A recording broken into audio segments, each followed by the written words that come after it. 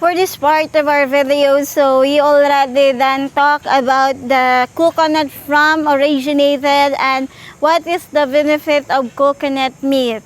So now for this part of this video, we will talk about the benefit of coconut water. As you can see, we have so many coconut tree here. So for how many years? For more than around months. So like this tree for how many months of this it can produce a coconut na because it have already a small part of the coconut. So we will talk about the benefit of coconut water. So the benefit, we have so many benefit of coconut water, but for my videos today we will talk about the 3 benefits of the coconut water. First is rapid hydration. Yeah, the water of coconut tree is help to our body to dehydrate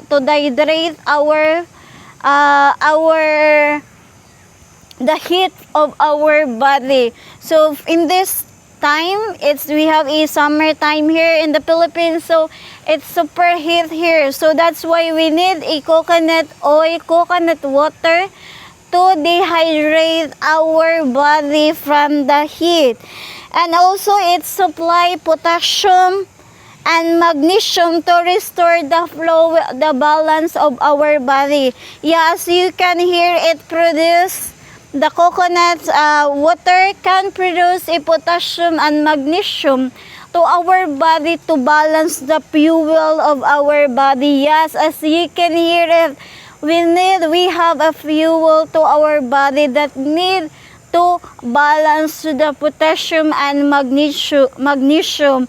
And the solution of that is the coconut water.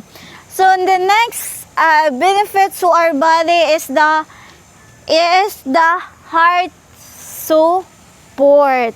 Why we can say that through coconut water it can support to our heart? Because it regulate to our blood pressure. So sometimes the blood pressure that we have is sometimes it's lower and higher.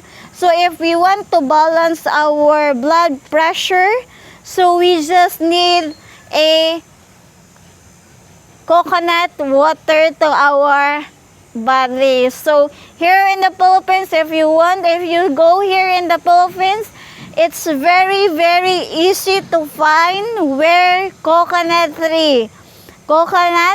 water, but you just need to buy it here.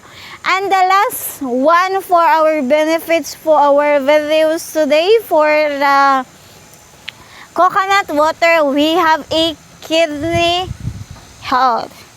The kidney health, yeah, as you can hear it, the kidney health. Why? Because in this time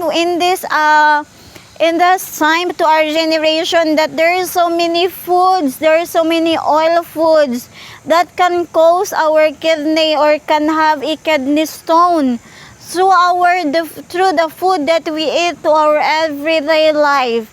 So if you want to prevent your kidney stone, if you want to don't have a kidney stone, you just need to drink a coconut water. Yeah, coconut water is good to our heart, good to our kidney, and good to our blood pressure and to our blood in our body. Thank you for watching.